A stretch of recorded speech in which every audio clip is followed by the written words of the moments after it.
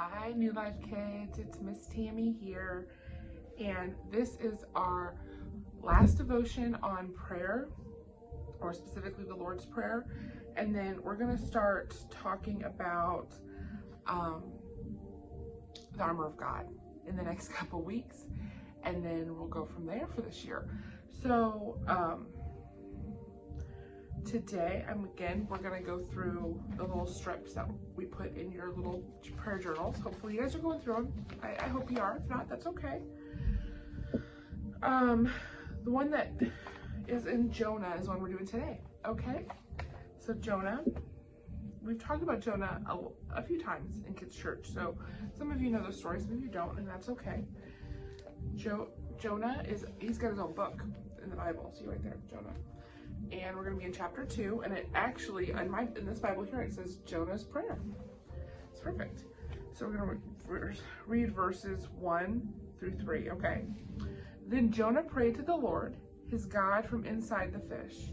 So he prayed to God from inside the fish. So if you don't remember the story of Jonah, he doesn't do what God asked him to do. He gets on a boat, goes the opposite direction. And then there's a storm. The men throw him overboard, and he gets swallowed by a big fish. So here's Jonah inside this fish, and he prays to the Lord his God. And here's what he said. I cried out to the Lord in my great trouble, and he answered me. I called to you from the land of the dead, and the Lord heard me. You threw me into the ocean depths, and I sank down to the heart of the sea. The mighty waters engulfed me. I was buried beneath your wild and stormy waves. So that's what he says to God, okay? So, he's basically praying, God, I'm in the ocean, I'm in a bad way, right? Bad things are happening. I can't get myself out of this fish. I can't get myself out of this ocean. But you can. So he's asking God to get him out. So let's see all the way down to verse 10. So we read verses 1 through 3 up here. Now we're going to go all the way down here to verse 10 because we're going to see what happens. Okay, so he prays. He says, Lord, please get me out of this fish. Get me out of this ocean. And in verse 10 it says, the Lord ordered the fish to spit Jonah out onto the beach.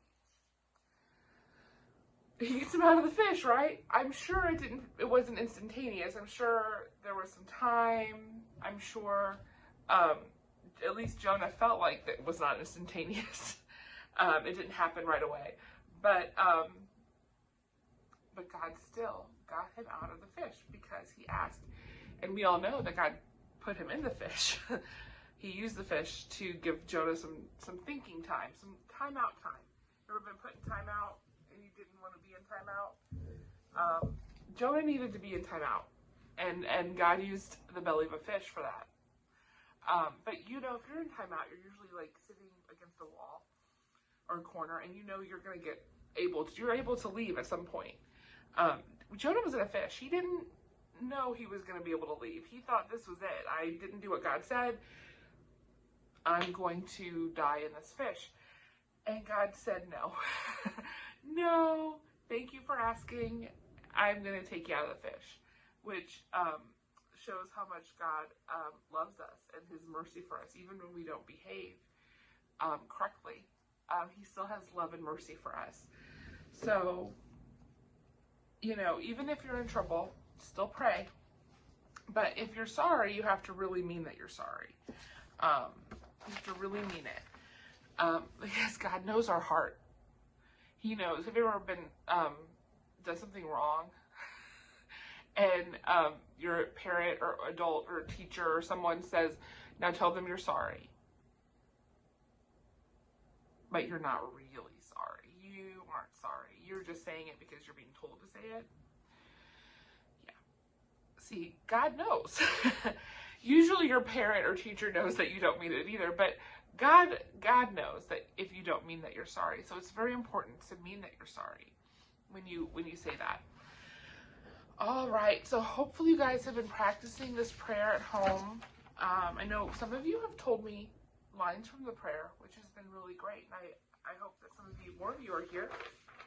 We're going to do we got a couple different things today to kind of practice and see how much we've learned it. You know what I'm saying? So this is one of them. It's a maze. Okay, so I'm going to do the Lord's Prayer. So we're doing it in kids' church today, but I'm sharing this video on Wednesday, which, you know, if you watch it, great. If not, that's not a big deal. It's fine. It's just for Miss Tammy then. But you'll see the answer today, I guess, because here we go. So, our Father, which art in heaven, hallowed be thy name. Thy kingdom come, thy will be done in earth as it is in heaven. Give us today our daily bread, and forgive us our debts as we forgive our debtors. Okay, that's all I can do brief from back there. Okay, let's see.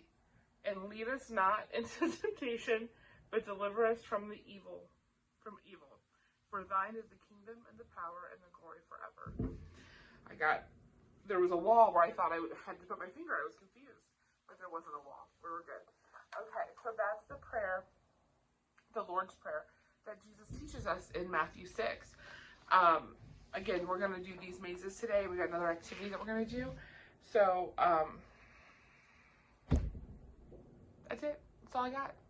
I love you guys very, very much. And I know this is a couple minutes longer than the last one, but it's okay. All right, guys. Remember, Armor of God next week. We will be doing that for the month of February. And then we're going to go back into the Old Testament, and we're getting close to Easter in March. So we're going to February do Armor of God, and then March, Easter's in April, but March is the month before that. So we're probably going to start learning some things from the Old Testament in March, and then we're going to go to the New Testament in April for Easter. All right, guys. Again, I love you all very, very much, and I will see you later.